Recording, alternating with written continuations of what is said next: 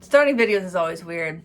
Welcome to Get Offset. My name is Emily, and if you like this channel and my videos, please consider subscribing to the channel, checking us out on Patreon, or using our affiliate links on Sweetwater or Reverb.com, or even DistroKid to purchase gear or purchase plans to put your music online. But today, there are actually two things I want to talk about. Mostly, you might have noticed if you're watching this in real time, it's basically been ukulele week on Get Offset. And if you're bothered by the way I say ukulele, I'm pretty sure that's how people actually pronounce it. Oh well. So I have the Fullerton Jazzmaster ukulele here and the Billie Eilish signature ukulele here. And already people have been asking me, which one is better? But let's talk about what they have in common. They are concert-sized ukuleles. They are made by Fender. They both have tuners built in. They both have pickups in them. Those are kind of situated in the same place. Fender headstocks. This is kind of a telly look, and this is kind of more of a Strat or Jazzmaster look. Both are neat. The tuning machines look the same to me, and they're both really super duper fun. Yeah, that's it looks, the bridges are different, the nuts are probably the same. So let's talk about the differences. I'll start with the Fullerton Jazzmaster uke, and the Billie one will come second. This obviously has a lot more fret access. You get almost full fret access on this compared to here it about stops at the 12th fret. Honestly, for most uke players, that's probably not a huge deal. I think that most people who buy a uke are largely strumming it, taking it on camping trips, taking it on vacations, just kind of having some fun with it. Of course, there are very, very big fingerstyle players. That's a big community. If you really want easy fret access way up, this is a pretty clear winner. But honestly, it's not difficult to get to the upper frets on this either. Oops.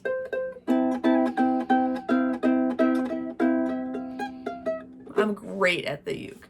And I didn't tune because I wasn't really planning on playing these. Also, if you haven't already, check out my standalone videos on both of these instruments. So, who wins in terms of fret access? Fullerton Jazzmaster ukulele. Let's talk about feel. Which of these instruments feels nicer?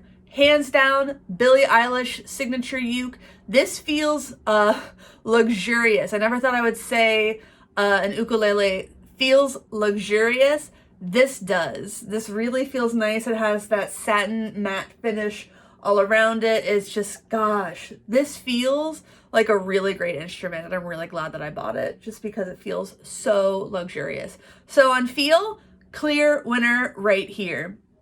All right, set up out of the box. This was just my issue. The top string buzzes on this a little bit. Easy fix, kind of annoying. Fullerton Jazzmaster uke came, and I didn't have to make any adjustments to it at all. All right, let's talk about controls. They both have these side controls, and they both have tuners. The Fullerton uke has controls for just one overall tone control and a tuner and a volume control. This has tuner, volume control, bass, middle, and treble 3-band EQ control, basically. So I think most uke players, most people who would pick this up for kind of fun, would probably be fine with just the single tone control. I didn't really love or feel a need for the 3-band EQ, and frankly, I thought everything sounded best when it was all at noon. But if you're playing through like a PA, singer-songwriter type stuff, and you don't have any, like if you're just going straight into a PA, if you're just going direct, it's probably super duper nice to have that onboard EQ, just so you can shape your own tone a little bit. If you're plugging into like an amp and doing experimental stuff, the EQ that you have on like your other pedals or your amp itself is probably going to be all that you need. Yeah. So as far as electronics go, I'm gonna be honest, I think they both sound pretty good plugged in. I think this might sound better. I think the Billie Eilish might sound a little bit better. That's just kind of my off-the-cuff sort of opinion. And I don't really know what it is. The body on this is bigger. The Fullerton is bigger. So I think it probably projects a little bit more when it's unplugged. But I think this might sound a little better plugged in.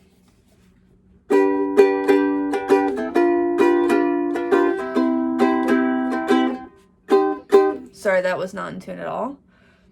Put you down really nicely.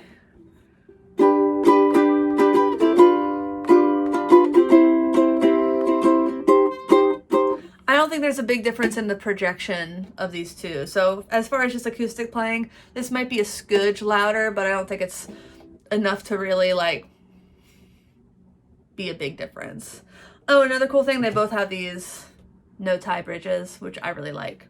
Yeah, so as far as did I mention aesthetics? I mentioned feel, but aesthetics, I mean, that's a matter of personal taste. I think that the aesthetic finishes on this are far better than this. I think that the pickguard on this still looks a little bit goofy, to be completely honest. I mean, I know it's really just for looks. It's like this little one ply kind of like glued down thing, not really particularly attractive, not probably particularly functional, but fun. And of course it's just it's matching an aesthetic vibe of the instrument on which it is based. So I think this looks better. I know this finish, like the design on it, really controversial. You either are going to love this or you are going to hate it. It reminds me sort of like of designer fashion bags, and I think that's kind of cute and fun. I think this is a better looking instrument overall. That's me. That's my opinion. That's like the one thing that's like, this is totally depends on who you are and what you like. And I'm not going to purport to know the difference. Yeah, I think this looks better. It's a better quality of construction. I can see why it's $100 more expensive. If you really want that 3-band EQ and you need that 3-band EQ, like this is your instrument. And it has, they both have but like kind of like a binding look. But I'm going to be honest, like the binding on this is not like the best looking thing in the world. And just like you can see the kind of uneven lines there. So like just not like the most attention to detail. $100 cheaper also. And this thing took a tumble like a champion. I think I mentioned that in my original demo of it.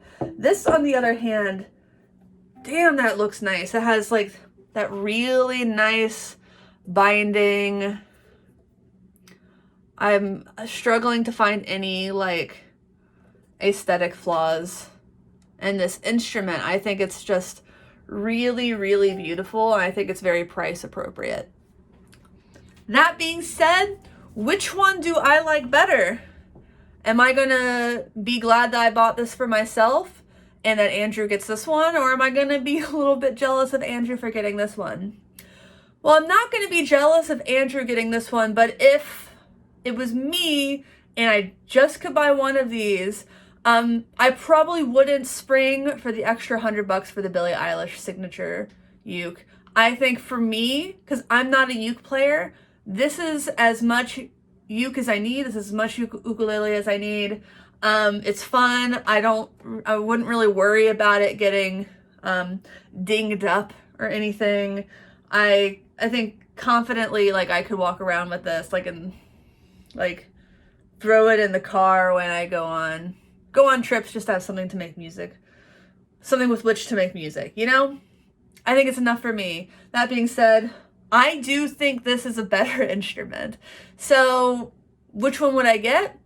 As not a uke player, I'm going to probably go with the one that is probably a better fit for my aesthetic vibe, one that just has the kind of things that I need. If I were a serious uke player and really wanted to get into it, I would go for the Billie Eilish uke. If I'm plugging directly into a PA and I'm using this to accompany myself for my songs that I write, I'm probably going to love having that 3-band EQ. But for someone who would probably just dick around with it through a bunch of effects, this is all that I need. So there you have it. I mean, if these were 2 guitars, I'd probably have a much stronger opinion on which one I think is more worth the money. I think this is very worth it, but I think that this is all that I would ever need. But I'm glad I have this. Look forward to doing a lot more demos where I can just kind of play a uke through it, because why the hell not? That's fun.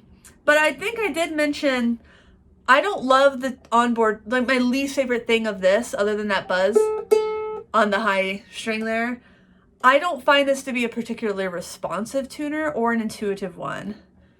This tuner makes more sense to my little lady brain. Let me see if I can figure if I don't even know if this would show up. So with this one, you have the green in the middle when it's in tune, and it's red when it's not.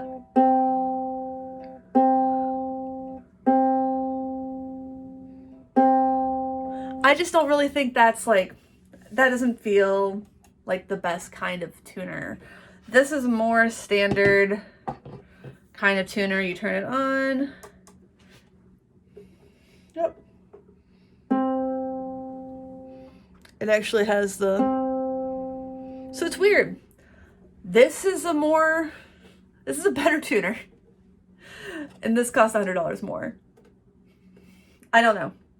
I can't explain every decision. Maybe the Fishman tuner is a better tuner and I'm just dumb, but I mean, I'm used to poly tunes and TU2s. Like, this makes sense to me, and that has just 3 kind of chunky blocks, sharp, flat, tune, and you don't really see it inching closer to being in tune. And that bothers the ever-loving snot out of me.